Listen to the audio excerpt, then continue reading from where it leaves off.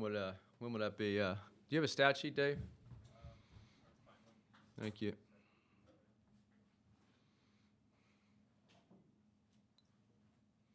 Thank you for participating tonight. We will now begin with an opening statement from head coach Andy Enfield and then go into questions. Please use the raise hand function to indicate you would like to ask a question. When you're called on for your question, please state your name and affiliation first. Coach, please give us a brief opening statement and then we'll go to questions. Well, we're very concerned. Our thoughts are with Bert Smith, the official who collapsed early in the game. I hope he's all right. We were all talking about that. We wish him the best. We're all thinking about him. As far as the game goes, Gonzaga played extremely well in the first half offensively. We turned the ball over a little bit to start the game, and they got out in transition. And second half, we played much better, but it was too late. So congratulations to Gonzaga. They played very well tonight. Our first question is from Adam Grossbard. Adam Grossbard in the Register. Andy, you mentioned Gonzaga's quick start. Just against a team like that, what made it so difficult to recover from that? Well, we turned the ball over a few times early in the game, and they had a lot of points in the paint early off of our turnovers, and then we missed a lot of easy shots. I think there was one stretch where we were trying to cut into the lead, and our post players missed 3 straight jump hooks or layups, and that was 6 points, and they went down and scored, and that extended the lead from 6 or 7 up to about 13 or 14 at the time, and that's tough to come back on this team because they're so good in transition, and they were certainly making shots. So we didn't do our part offensively. It was not it was a little unusual because we've been playing so well offensively. We haven't been turning the ball over. We've been making shots and playing together as a team. So I thought we got sped up a little bit at times in the first half because we were trying too hard after our slow start. But once again, it was a little surprising because we've been playing great basketball. Our next question is from Ryan Karcha, LA Times. Hey, Andy, obviously not the result you guys wanted tonight, but how do you put into context this season, just getting back to the Elite Eight for the first time in 20 years for this program? Well, we're so proud of our players. We had a brand new team, and they didn't even get to know each other until school started. There was no summer.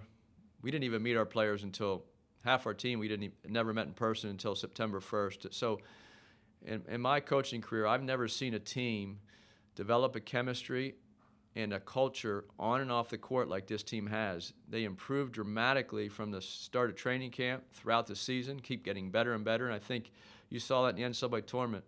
We became a very good basketball team, and off the court, they have a very strong bond, and they're just a lot of fun to be around. So this is a very special team in USC basketball history to be 25-8, make the Elite Eight. And I just can't say enough about these guys. And I know tonight was not the result we all wanted, but these guys are winners in here. We were picked 6th in the preseason in our own league and came in the top 8 in the country. So to do that, this is a really special basketball team, and we're very, very proud of them. Our next question is from Dylan Hernandez, LA Times. Hey, Andy, obviously it's no secret about Gonzaga and what they do in transition. And I was just kind of wondering, especially with the turnovers that you guys committed early in the game, did Gonzaga add any kind of wrinkles that you guys weren't prepared for? Or did you just feel that maybe your players weren't in the right headspace maybe in those early minutes? Well, I don't know about headspace. I think our players made some mistakes, and that's they're college basketball players, and that's what happens sometimes. They got sped up a little bit, and we made some uncharacteristic turnovers early. We've been starting games pretty well, not turning it over, and so they were prepared to play. They were excited to be here, and they were very prepared to play. They knew Gonzaga, what they were trying to do, and they came out, and we dribbled the ball. We lost the ball dribbling. I think we traveled. They had some deflections, and they got out in transition. And so it wasn't a lack of mental preparation on our players' part. I think they just didn't play well in the beginning part of the game. Our next question is from Aaron Beard, AP. Hey, Andy, Aaron Beard with the AP. You did call an early timeout there during that stretch when it ran out. What was kind of your message to the guys just to, I don't know, try to settle them down or correct the turnovers? What were you trying to accomplish at that point?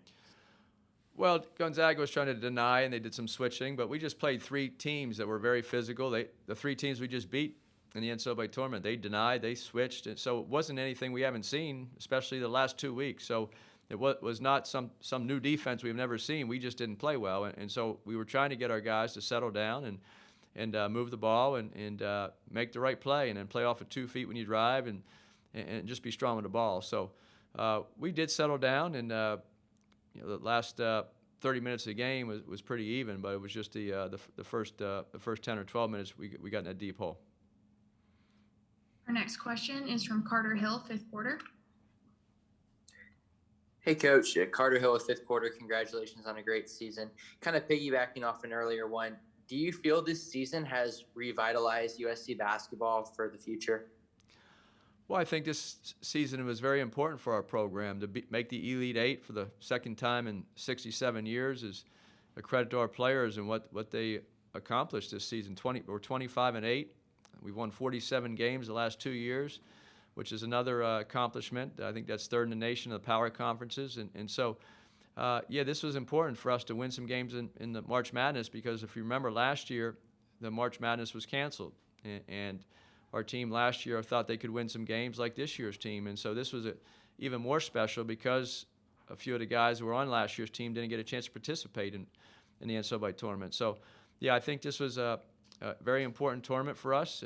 I think it shows that the Pac-12 and USC can compete at the national level, and we've been doing that the last 5 or 6 years. And I'm very happy that not only our program, USC, but also some of the other conference Pac-12 colleagues, and they advanced as well. So we're very, very happy for that. Our next question is from Shotgun Spratling.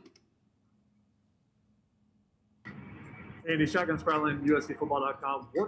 Isaiah Mobley was just named to the All-Region team. What did he mean to the team during this NCAA tournament run for you? Well, Isaiah Mobley has improved. I think you've seen that. His inside-outside game has improved, his shooting, his ball handling. And he's getting better as a player. That's what college basketball is all about, player development, guys getting better. And we're a much better team now than we were early in the year and even mid-season. So our players just kept getting better and better, and with that, our team got better. So I think Isaiah was a huge part of that. He had a great NCAA tournament. Our next question is from Zachary Braziller, New York Post. Zach Braziller, New York Post. Andy, what do you think it'll take for, whether it's Michigan or UCLA and then maybe Gonzaga Baylor to beat Gonzaga? How do you beat that team? Well, we didn't do a very good job, so I'm probably the wrong person to ask. I'm just joking. But Gonzaga is an exceptional basketball team. Offensively, they're very fast. They have terrific athletes, and they have skill at every position. They're hard to guard because a lot of teams you can sag off of one or two players at particular times, but Gonzaga is very skilled and very fast. And when Tim A's playing as well as he did tonight in the lane, and their shooters and their ball handling, their speed is very hard. We did a pretty good job some parts of the game, but to answer your question, I think whoever makes the Final Four, I think there's 3 teams in it now, will be a terrific Final Four. I think all the teams right now are playing at a high level, and of course Baylor and Houston and Gonzaga have proven they deserve to be there, and so we wish them the best, and we'll see what happens. It's going to be decided on the court. Our next question is from Ryan Karcha, LA Times. Andy, I know you've operated under the idea that this would be Evan's only season at USC.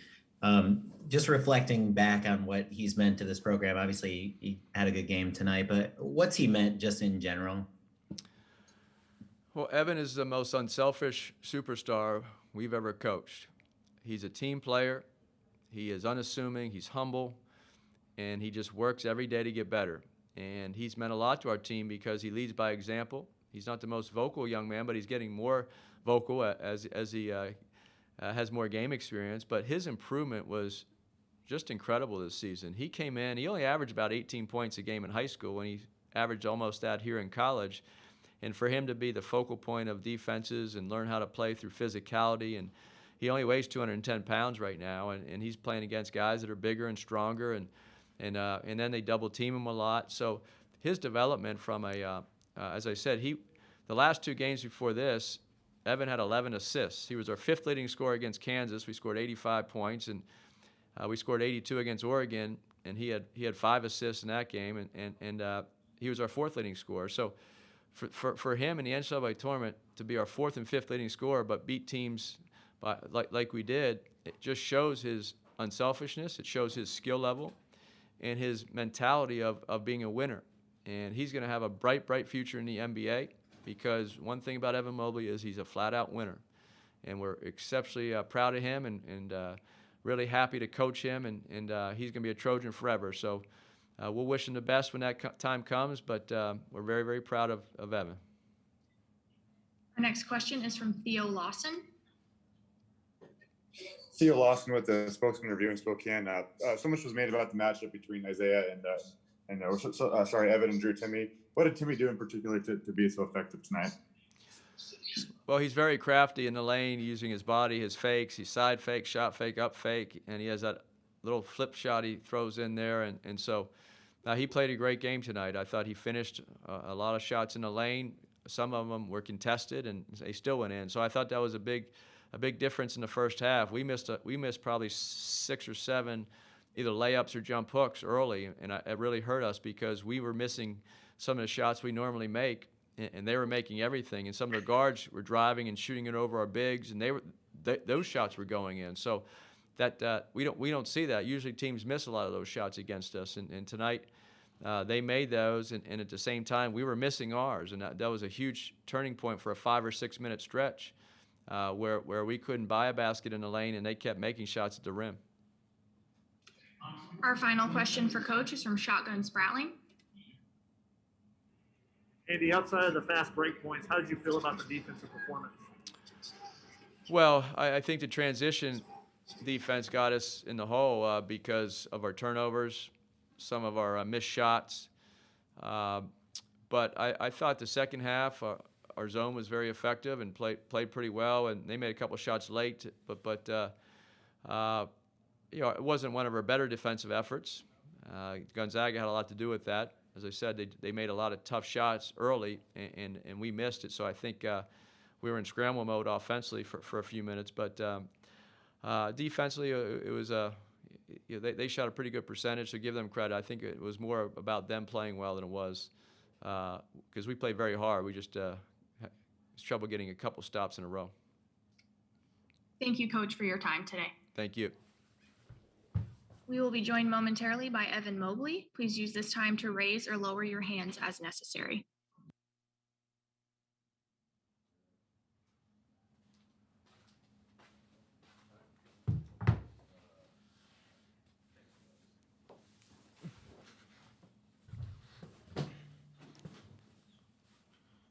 We are now joined by Evan Mobley. Please use the raise hand function to indicate you would like to ask a question. When you're called on for your question, please state your name and affiliation first. Our first question is from Adam Grossbard. Adam Grossbard, Inch County Register. Evan, I know it's fresh after this game, but how do you weigh what this team accomplished and just the disappointment of going home after this tournament run? We did great. A lot of predictions before the season didn't predict us to go anywhere this far. We were big like 6 in the Pac-12. We were one of the top teams. We were the top teams, top 8 teams in America. So I'm just happy we came this far. Yeah, and we left it all out there on the floor. Our next question is from Ryan Karcha, LA Times. Evan, it seemed like they came out really quickly, and you guys looked a little overwhelmed, especially defensively. What were those first 10 minutes like, just in general? They got into transition a lot. We didn't get back enough. We tried to put emphasis on that, but we didn't get back fast enough or run back hard enough, and that's when they got a lot of free buckets, easy layups, and that's when they went up in the beginning. Our next question is from Aaron Beard, AP. Aaron Beard, AP, was there a common thing with the turnovers early on? You guys were getting your pocket picked, a couple passes going wrong. Was there anything you can put your finger on as to why the turnovers were such a problem early and put you in such an early hole? No, but I've, they were denying the wings a lot, so a lot of our plays involve a lot of movement and swinging the ball. But we couldn't swing the ball because our wings weren't open necessarily, so it would cause the guard to go one-on-one or so, and sometimes it would cause a turnover. Our next question is from Carter Hill, fifth quarter. Hey, Evan, Carter Hill, fifth quarter. Congratulations on a great season. If this were to be it for you at USC, what will you remember from your time there at USC? Just a great atmosphere, great team. Just the whole entire experience was great. I'm glad I came and chose this school to play for, and it's everything that I hoped it would be. We fell a little short, but I'm glad we even made it this far. Our next question is from Zachary Braziller, New York Post. Zach Braziller, New York Post. Evan, what did anything about Gonzaga surprise you? I mean, were they better than you even could tell on film? No, I feel like their transition is probably one of the best in the country because they really got out and ran. That's where like most of their buckets came from. But that would probably be the only thing I really like noticed that was a little bit more than I expected. What would take it? What is it going to take to beat them, you think? Just team defense and limiting their shots because they get a lot of shots up and they get out really quick. So probably defense and stopping their shooting because a lot of their points came in the paint tonight and we couldn't really stop that. Our next question is from Shotgun Spratling. Shotgun Spratling, USCFootball.com. Evan, the matchup with Drew Timme, what was he doing to be able to score like he did tonight? We started out in zone, and our zone principles are when people are in the middle, not to really rush up because we rather have them shoot the contested mid-range and stuff like that. But they kept getting it to the middle, and then it would just cause miscommunications and stuff, and that's where he got most of his buckets in the middle of the paint.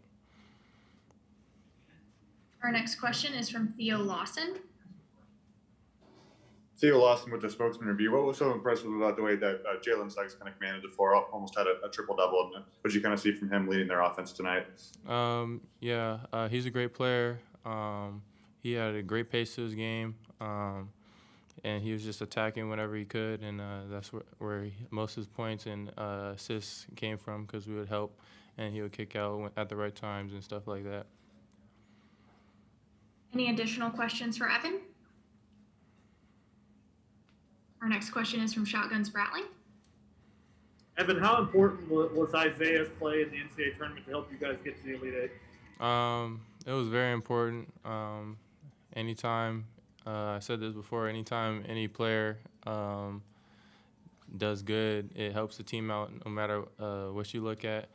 So he was a great help this entire tournament. Every game he came out, played his heart out. So that's congrats to him and props to him. Thank you, Evan, for your time. Thank you. That's it for tonight. A full transcript will be provided by ASAP Sports at ncaa.com/transcripts. You can also find a recording of this press conference in the NCAA Digital Media Hub at ncaa.veritone.com. Thank you for joining us.